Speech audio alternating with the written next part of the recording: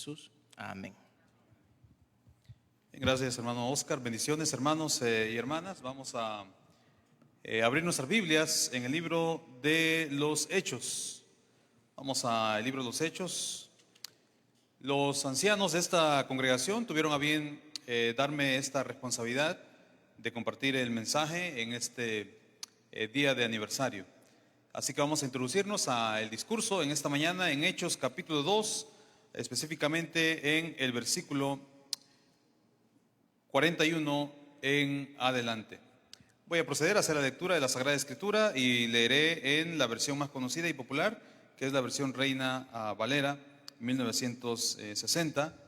Dice la Escritura así: Así que los que recibieron su palabra fueron bautizados, y se añadieron aquel día como 3,000 personas, y perseveraban en la doctrina de los apóstoles, en la comunión unos con otros, en el partimiento del pan y en las oraciones.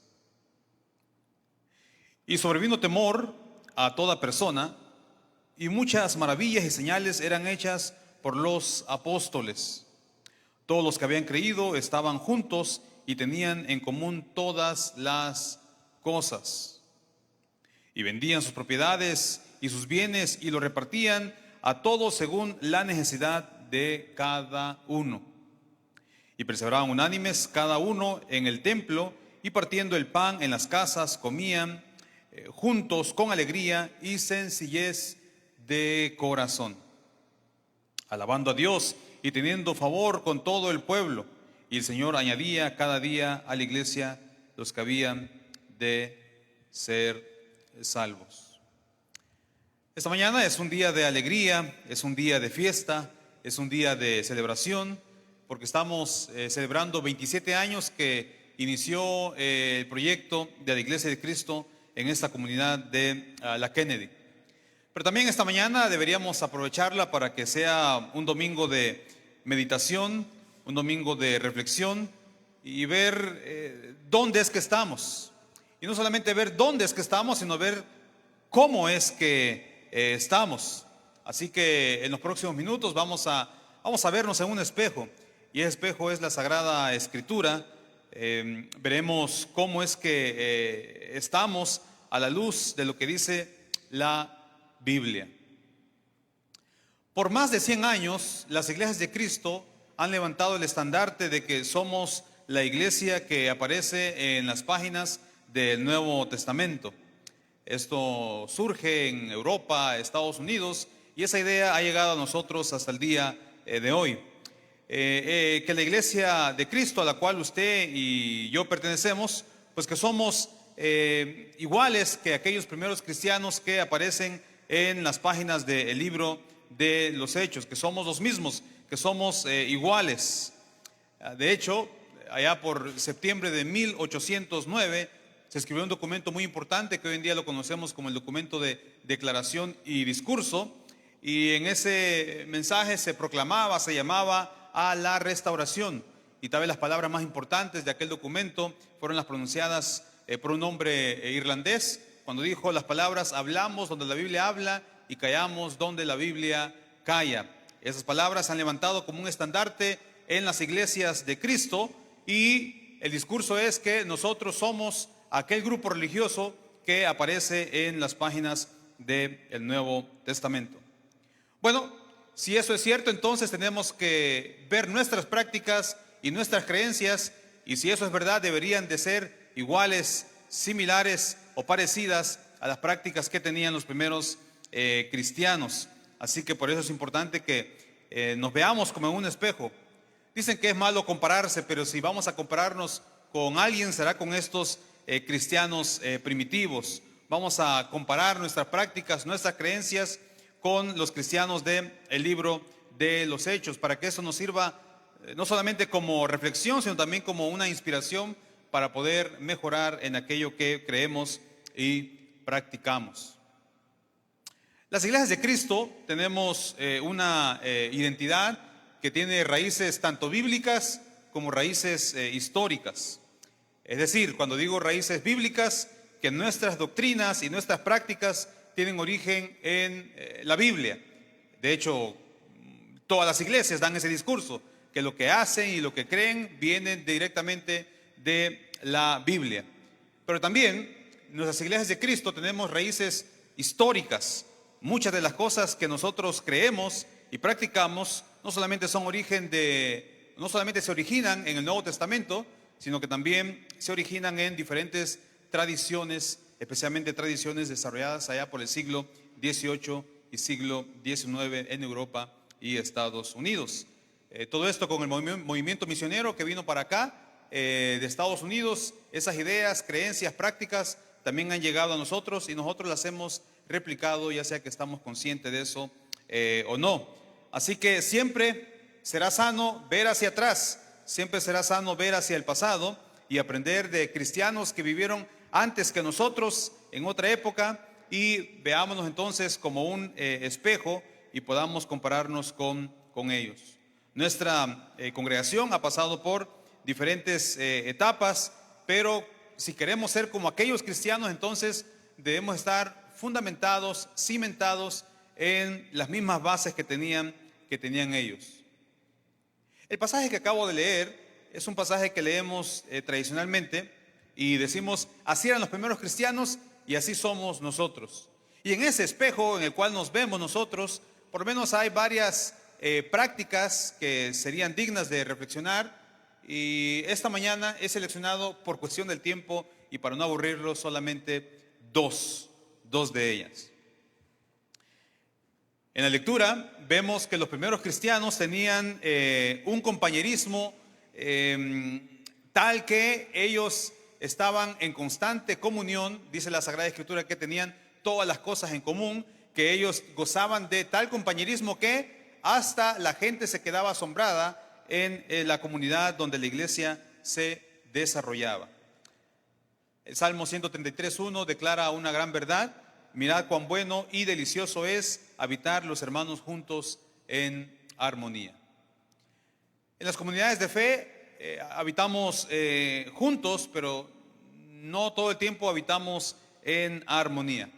Y sí, es rico, es delicioso, es bonito, es hermoso habitar juntos, pero cuando estamos en armonía. Ejemplo de eso son las familias.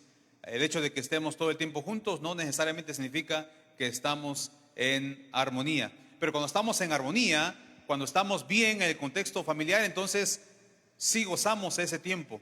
Y también como comunidad de fe, cuando estamos bien como iglesia, cuando estamos unidos como iglesia, cuando tenemos un buen compañerismo, entonces es rico, es hermoso y es delicioso habitar juntos. Jesús, en su etapa final de ministerio, llamó a sus apóstoles y les quiso dar una enseñanza final. Todos sabemos cuando Él viene y lava los pies de sus discípulos, y en ese mismo acto Él les dice que la característica distintiva de un verdadero discípulo, porque les dice Él: en esto van a conocer que son verdaderamente mis discípulos. Imagino que los apóstoles estaban atentos para saber cuál iba a ser la característica distintiva de un seguidor de Cristo, porque hoy en día vivimos en un contexto de mucha falsedad. Todas las iglesias dicen que son las verdaderas. Hay grupos religiosos que se levantan de la nada y se levantan con el estandarte de que ellos son los verdaderos. Eso ha ocurrido ahora y también en el pasado. Pero Jesús dice que la característica distintiva de un seguidor o del grupo de seguidores de Él dijo que este grupo tendrían amor los unos con los otros. En eso se conocerán los verdaderos seguidores de Jesús, que tendrán amor unos con otros. Por lo tanto, hermanos, en esta reflexión que hacemos de cómo estamos, si realmente somos ese grupo que aparece ahí en las páginas del libro de los Hechos, debería ser una buena oportunidad para cultivar compañerismo entre nosotros, para cultivar amistad y también para cultivar afecto, para que tengamos un contexto de armonía. Y mientras hacemos eso, ojalá podamos alejarnos de los pleitos, de las controversias y de las contiendas que a veces se dan en la hermandad. Todos en esta comunidad de fe compartimos la fe, compartimos la esperanza, compartimos la esperanza de la resurrección, compartimos una verdad fundamentada en la Sagrada Escritura, pero también a pesar de que compartimos varias cosas, también somos diferentes. Hay diversidad en esta comunidad y no siempre pensaremos o actuaremos de la misma manera, pero en esos desacuerdos, ojalá que podamos voltear a ver las páginas de la Escritura y ver que los primeros cristianos, cuando tenían desacuerdos entre ellos, cuando habían ciertos conflictos, ellos tenían la madurez para poder solventar sus situaciones. Hechos capítulo 6 nos dice que un grupo se quejó con los apóstoles y el final de esa historia es que el evangelio seguía siendo predicado porque llegaron y solventaron ese problema.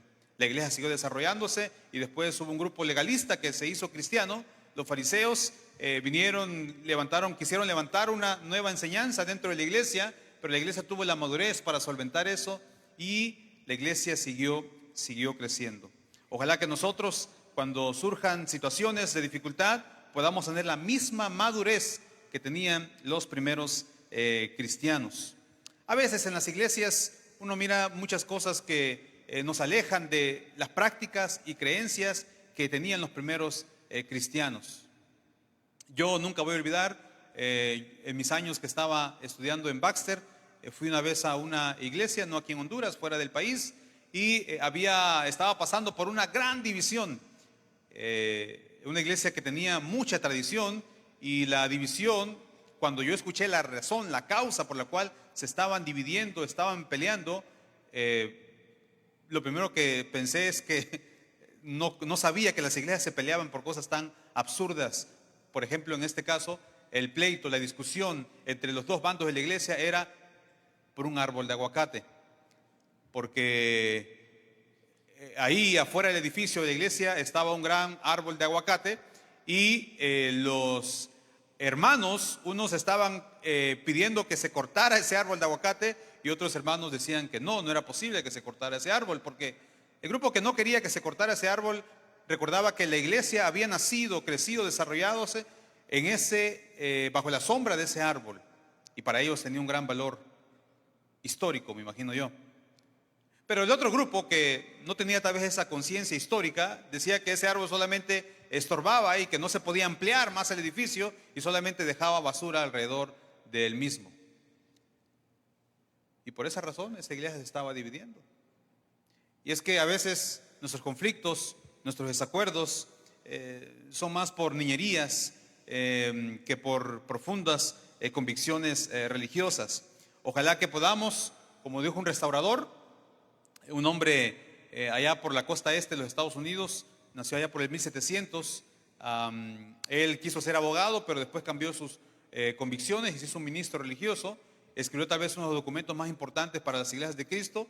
El documento se llama La Última Voluntad del Presbiterio de Springfield, y él en su documento dice que él desea que los hombres que sirven en la iglesia aprendan a orar más y discutir menos. Muchas veces estamos llenos de conflicto, llenos de desacuerdos, y a veces las razones por las cuales discutimos, peleamos entre nosotros son porque simplemente el otro hermano no está de acuerdo con mi opinión. En esta misma época surge un hombre que tal vez es la figura más emblemática de todos estos hombres que salieron allá en el siglo XVIII. El hombre era Alexander Campbell, tal vez el hombre más prominente de toda esta época. Y Campbell tuvo un compañero, otro ministro que se llamaba Walter Scott. Ellos trabajaron juntos por muchos años, pero en este trabajo muchas veces surgieron desacuerdos entre ellos. Por ejemplo, Campbell creía que se debía de evangelizar mediante asociaciones que llevaran el evangelio a diferentes partes del país y también para el extranjero. El otro hermano, el hermano Scott, creía que no había ningún ejemplo bíblico para hacer lo que pensaba el hermano Campbell, y tenían desacuerdos entre ellos y a veces diferían. Pero a pesar de sus diferencias, resulta que el mejor amigo de Scott llegó a ser Alexander Campbell, y el mejor amigo de Alexander Campbell llegó a ser Walter Scott.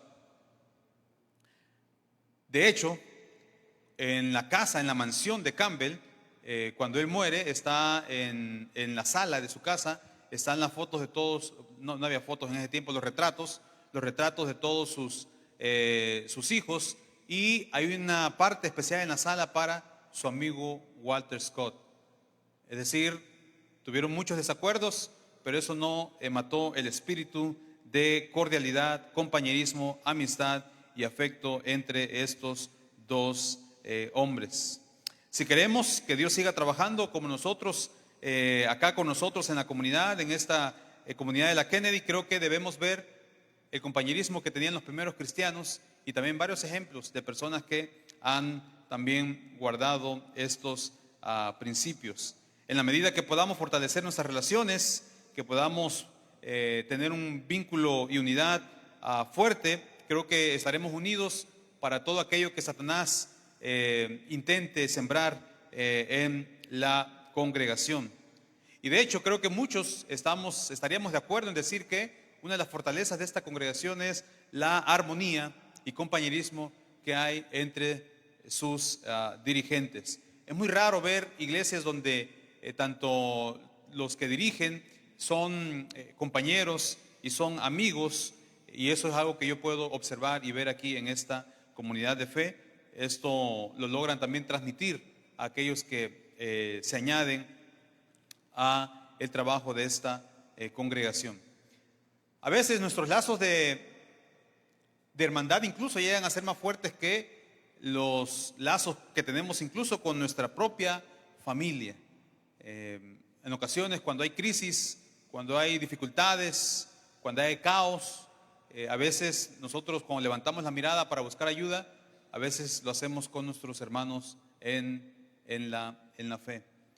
Hace muchos años yo fui a un centro comercial y en ese centro comercial me acusaron de que yo me estaba robando un celular, ¿verdad? Usualmente yo camino siempre formal, pero ese día pues no andaba con las mejores vestimentas, ¿verdad? Y a veces como lo ven a uno así lo tratan, ¿no?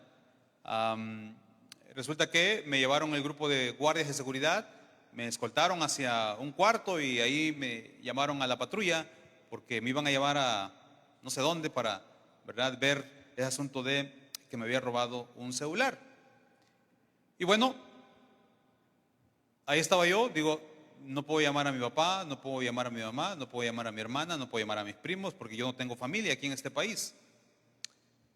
Y bueno, después de estar ahí en el cuarto y esperando la evidencia para que me llevaran hacia la patrulla, los guardias trataban de intimidarme. Ay, me acordé que yo he visto en las películas que uno tiene derecho a una llamada. Así que salí, ¿verdad? Le dije que yo tenía derecho a una llamada, pero me dijeron que pues la hiciera, pero que ellos no tenían ahí algo para prestarme. Así que salí y usted no va a creer que nadie de los que pasaban ahí en ese centro comercial quería prestarme un celular para llamar. Pero pasó alguien que era un miembro de la Iglesia de Cristo de las Lomas del Guijarro. Y le conté la historia, porque a todo el que pasaba por ahí le contaba yo mi historia, ¿verdad? Para que me prestaran el celular. Y entonces la persona me prestó el celular, no recuerdo su rostro, no recuerdo su nombre. Y entonces, ¿a quién llamo? Y se me ocurrió llamar a una hermana en la fe. Y esta hermana en la fe llamó a otro hermano en la fe, y llamaron a varios hermanos en la fe. Y bueno, el hermano Francisco Lagos, quien de Dios goce, llegó ahí al centro comercial, así como era él, ¿verdad? Imponente, con mucha convicción.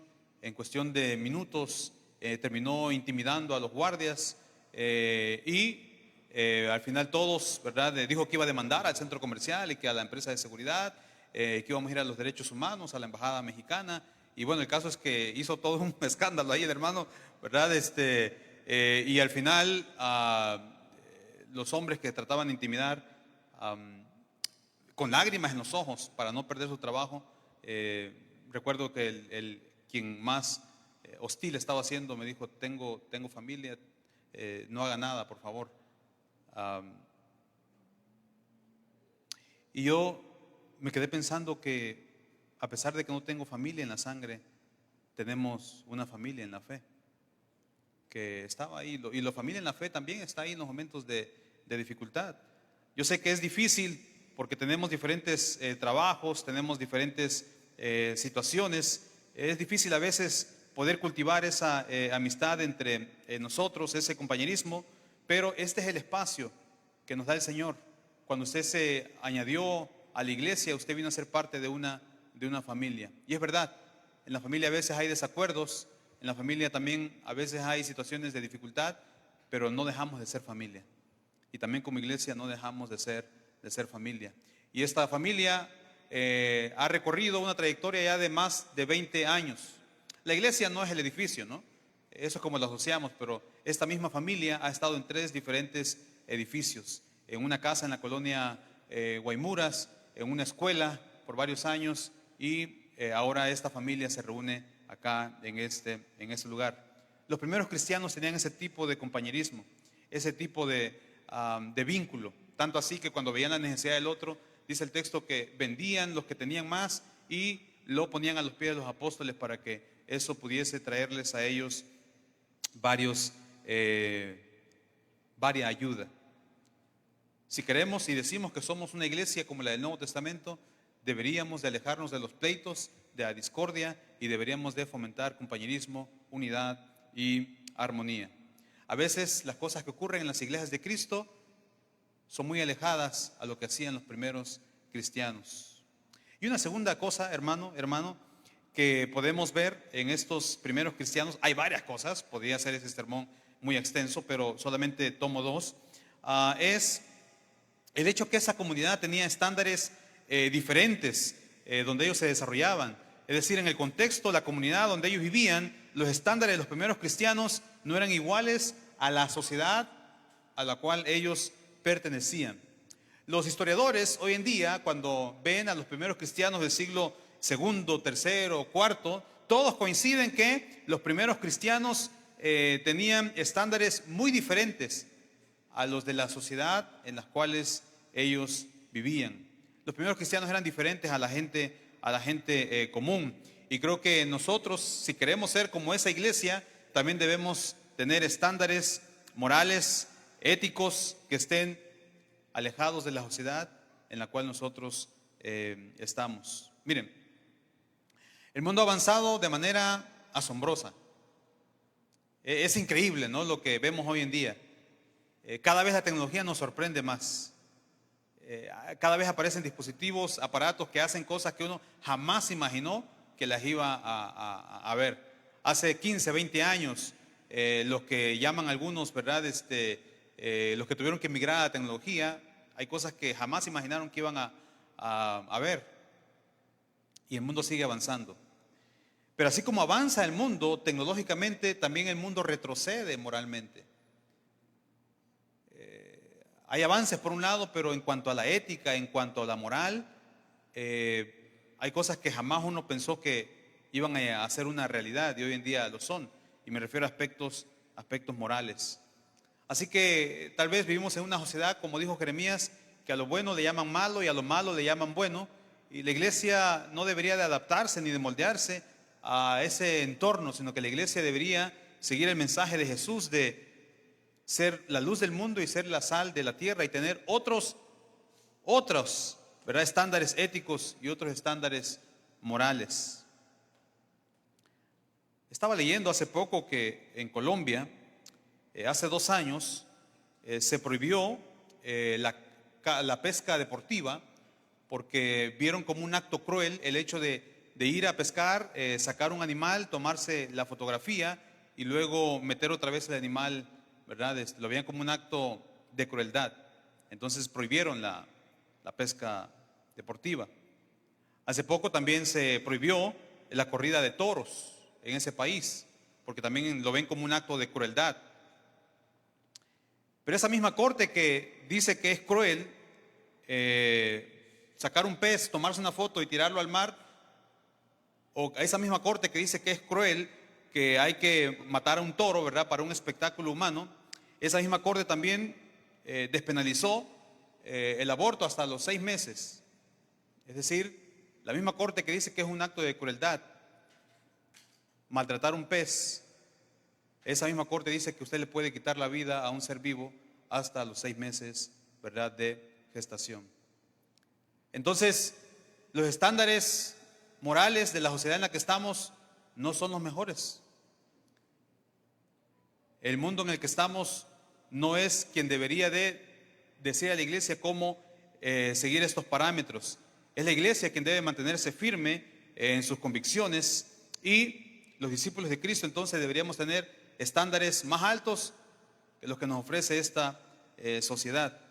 Especialmente aquellos que Dios ha llamado al servicio, especialmente aquellos que ejercen ciertas funciones. La Biblia, cuando dice que los diáconos iban a servir, habla de que estos hombres deben ser llenos del Espíritu Santo, deben ser hombres llenos de sabiduría y deben ser hombres de buen testimonio.